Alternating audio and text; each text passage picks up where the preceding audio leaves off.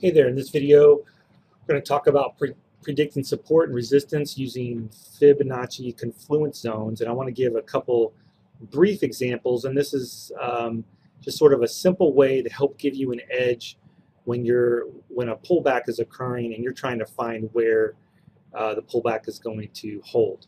So in this example, we're going to do a bullish one and a bearish one. So our bullish example in this one's going to be, this is BBD. And we're looking at a weekly chart, and this is, I think, mid 2011, and you can see that BBD had kind of broken out. We had a nice little pullback, and then we had a run, and this is kind of outside the pullback stuff, but you can see that if I duplicate this run and kind of just tack it on here, you can see that we had a one-to-one symmetrical move.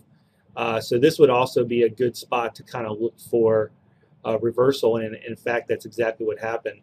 This one-to-one symmetry predicted where the reversal would take place. So the fact that this is happening kind of gives you an idea that BBD is respecting Fibonacci levels, so it just kind of furthers our point. So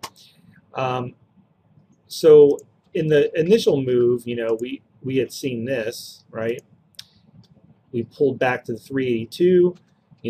What made us think that the 382 might hold? Well, there's some previous resistance here, so that actually did hold. We broke out, finished the one-to-one move, and if I take this off, or what a lot of people do is take this off and say, okay, the next move is from here to here, right? And now we're pulling back, and it's like, well, where do we stop? Are we going to pull back to the 618? Is the 50 going to hold? Are we going to pull back to all the way back to this level?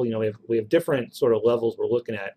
By just looking at this, the 618 and the previous resistance looks like a good place it might hold. But what you can do to kind of help yourself out is go ahead and draw another grid from the prior swing low to the recent swing high. And you can see, and what I'm going to do here is actually, I'm going to change the color of this grid just so we can kind of tell these apart. You can see that the 618 that we just talked about from the most recent move coincides almost exactly with the 382 of the large move. And this is partly because this thing is respecting fibs and we got the one-to-one move. So you can see this is at 1808, this is at 1807. So our first sort of logical area of support that we would want to look at, a potential reversal, is going to be this 18 and low 18 range, right about 18 and change.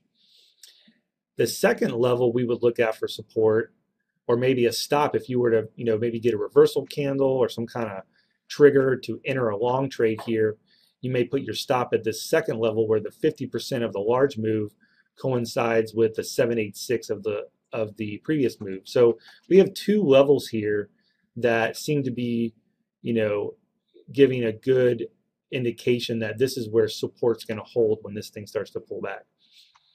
And you can see as we kind of go through time, let's just kind of scroll through this, you can see that, and this is pretty much what happened. We held here, came back, we broke the first level support, came down and found support at the other level, and then sort of made our way back into the top part of the range here. So that's just one way you can kind of help predict support to get some reversal points. The next one we're going to look at is BK, Bank of New York. We're looking at a weekly chart, and this is kind of towards 2011 starts here, and you can just see this downtrend. So if you just pick the swing highs to swing lows, and once you get down here, you're going to say, okay, this thing starts to pull back. Where should I expect a reversal? And you can see the reversal happened right here about 22.5, and it's now making its way back down. It's making, reverse back down to the lows. So if you just, we'll do a quicker one here. We draw a fib from the big move, right? We had this swing high, and we ended up with, we kind of consolidated here and then made another move. And so when you're looking at here, you can see the first kind of level that we would want to look at is where the 382 and this 618 sort of came into play. And you also have this this 382 of the big move. So you see this little cluster of lines, and when you see those little cluster of lines, you know, that's a lot of resistance it has to get through, and you can see it did not get through this. It got right up to the 618 of the most recent move, and then just slammed itself back down. Now, had you taken a trade in here, you could have put a stop above the next cluster, which would have been the 50 and the 786 that you see here. So, you know, this is just a way to kind of help your Fibonacci trading by finding confluence zones. And basically what we're doing is we're overlapping grids to find clusters of lines. And obviously the tighter that these lines are, the more likely, more precise a target you're going to find. So hopefully that helps, and we'll talk to you later.